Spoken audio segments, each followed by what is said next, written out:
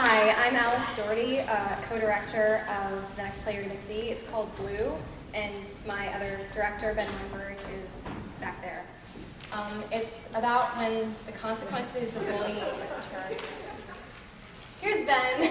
It's about when the consequences of bullying turn tragic, and it teaches us to be mindful not only of our own actions, but to be mindful of how our friends are doing. So, if you'd like to say anything. I wasn't aware of how much you addressed already, but I'm Ben. I co-directed this play, and this one has one of the deepest, most powerful messages, and I just hope you all enjoy it.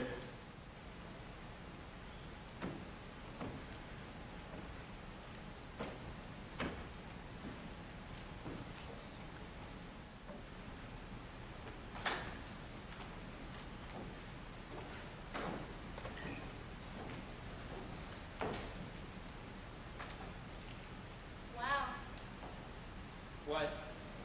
It's This your first time in here? I never imagined. It is.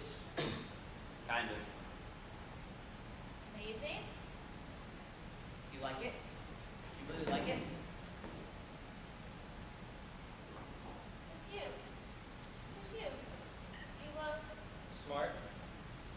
Maybe not. I wanted to make him smart. He is smart. He's the smartest big brother you can have. Especially if you only got one. He looks Awesome? well, kind of incredible. For you. But the light, the way you got the light to shine through like that. Freshman year, my art teacher tried to show me, and I never got it. I'm good. Real good. But the way you got the light to shine through on your face like that just so, it's like a freaking Rembrandt.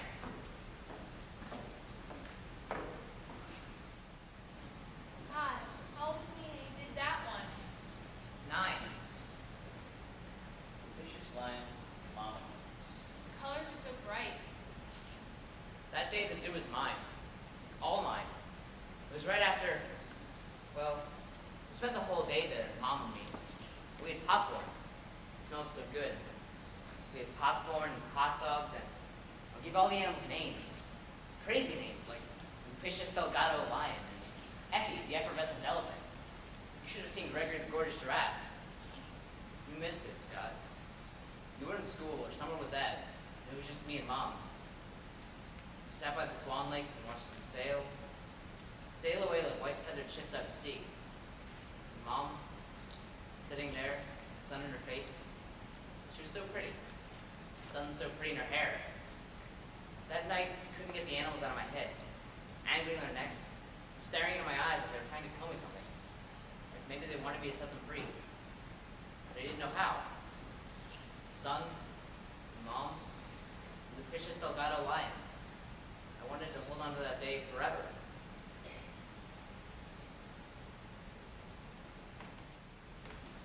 Mom caught him. 3 o'clock in the morning. Painting away. He was weird like that. An idea would pop into his head, and he'd be up all hours of the night. He could have been painting, or writing, or singing. He would wake up singing at the top of his lungs. He said a song just came to him. My head was so full it would just start racing. So much to think about. What kind of a kid comes up with a name like Lupiscius? Lupiscius delgado lion. Honestly, that is a weird name. I mean, no offense or anything, but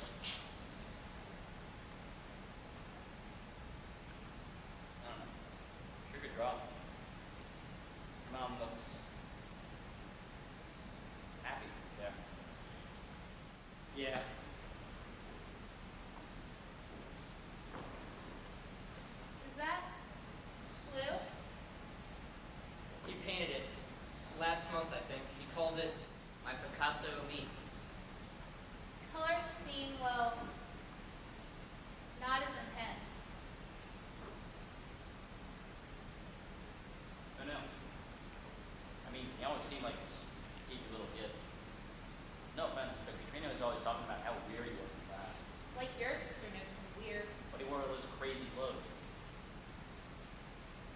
likes color. Like a rainbow. I'll share my colors. If you let me, I can show you how to strut them. I get it now. I mean, I get it now. But, you know, when the whole class is in jeans and t-shirts and you're, well, Fearless. Brave enough to be different. we're stupid enough. Justin! Sorry. I know. We all are. Did you find it? Still looking. Do you need any help? No, we got it. Come on. We have to find it before she comes up here. All she does is cry when she comes up here. What does it look like? It's blue. Of course. It's about this big. He carried it around with him all the time. He was always writing in it. He'd never go a place without it. It's got a big rubber band holding it together. Any idea where it is? My brother's a bit of a pack rat. He's a neat pack rat, but a pack rat.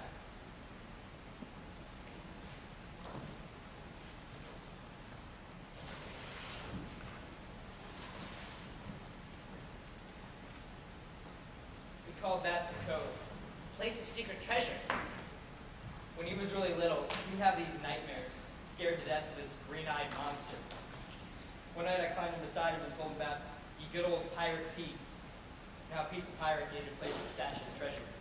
He'd steal from the rich and he'd give to the poor. Like Robin Hood. Hey, he was only 5. So we agreed that Pete could stash some of his treasure in the cove. Now, Pete was a good guy, but he was still a pirate, and a swordsman who could swashbuckle with the best of him. But he wasn't about to let no green-eyed monster mess with his treasure. No more green-eyed monster? Right.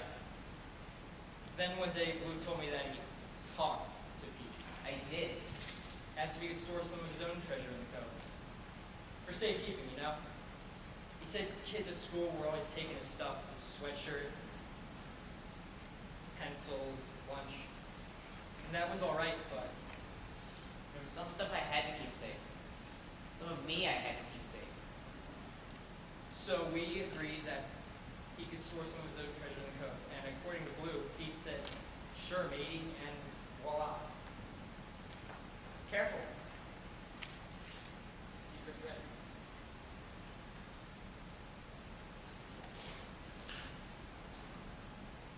He made that one Halloween. He took this old black cape that Mom had and he sewed a ton of fabric to it. And like that, it was miraculous. You can put it on. Can I keep mine? Go ahead, put it on. I loved wearing it. Put it on. I loved wearing it until It's okay. I bring you rainbows. He would say that sometimes. "I bring you rainbows." It might have been his first words. He'd get all excited about this color and that color, and he'd gather stuff with color like he needed it. Why live in such a gray world? It could be cloth or pieces of paper. He'd get all wrapped up in it and come racing at you 90 miles an hour, screaming. I bring you rainbows. See, can't you see the rainbows? Inside, he was just like that kid. If you'd only seen the rainbows. When things got bad, really bad, he'd come home and he'd sit in that corner over there and he'd wrap up in the paper. He said it made him invisible. He said, all you could see was this color, beautiful color, and he was invisible. That no one ever really saw him anyway, so he might as well be invisible. That last week, he took it to school with him. They had to write a poem in English class, write it, then present it to the class, but he didn't just want to read it to them. He wanted to show it off and present it. Trina said it was really good. Mom really liked it too. She thinks it'd be great if we read it today at the... Things seemed like it if we read it today. But he did turn it in, and we couldn't find a copy in his locker. It's got to be in that notebook. He put everything he loved in there. After he finished presenting it, it seemed like everybody loved it. When he pulled out the cape and twirled around in it. Trina said he was making those breeze, making his own breeze, floating on air. Yeah. And then some jerk called him gay, knocked the wind out of his sails, and before lunch, when he was putting the cape back, Cody grabbed it, and these dumb bunch of 8th graders tossed it back and forth, shouting, "Fag!" And Katrina said Mr. Davis made him give it back. He just wrapped up at it, stood there, whispering, "You can't see me. I'm not there." He said it was really creepy, him just standing there crying in his cape. He said it was really pretty cape. I wish I could have been there. I could have done something. I could have swashed and buckled and cut them down to size. Those bastards. If only I had been there. You can't. What? What? Say it. Why won't anybody say it? Say it! Hang him? I didn't hang him. We didn't hang him. Nobody put a rope around his neck.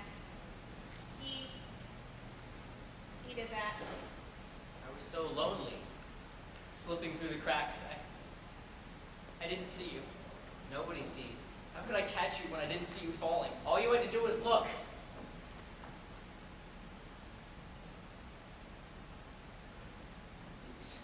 Look, you can't blame yourself. Yes, we can. Can't blame him. Can't blame words he said and didn't say. Every big boy when some kid made him feel small. He went on. We all went on living our lives while he was living hell. Year after year, and he still painted pictures until. I just couldn't find the color anymore.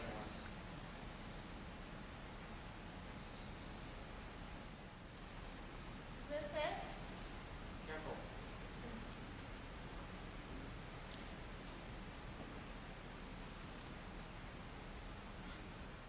Yeah.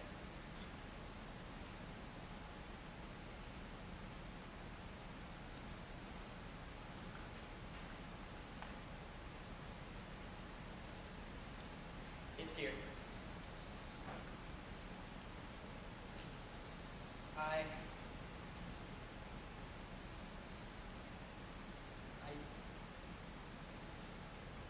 don't know.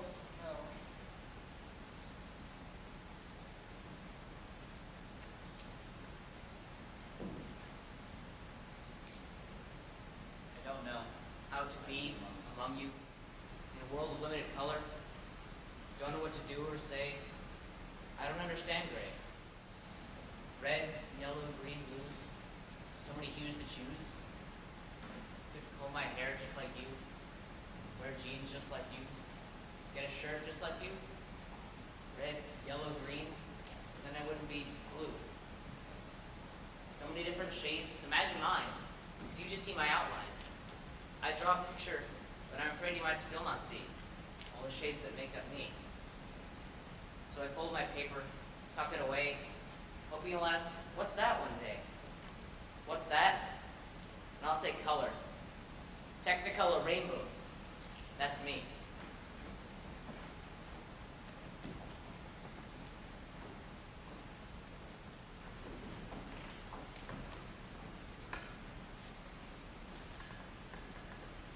And a tie. He'll need a tie.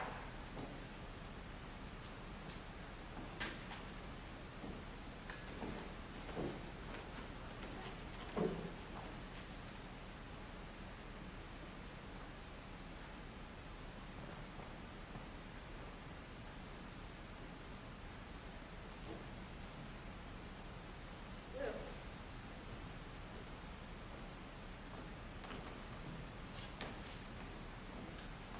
You know, one day he asked me, Why am I named Blue?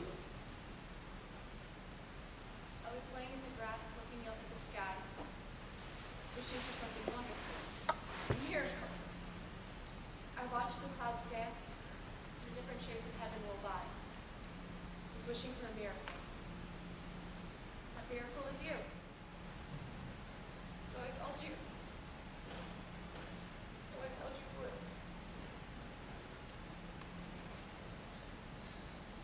He was like the sky. Only nobody looked up.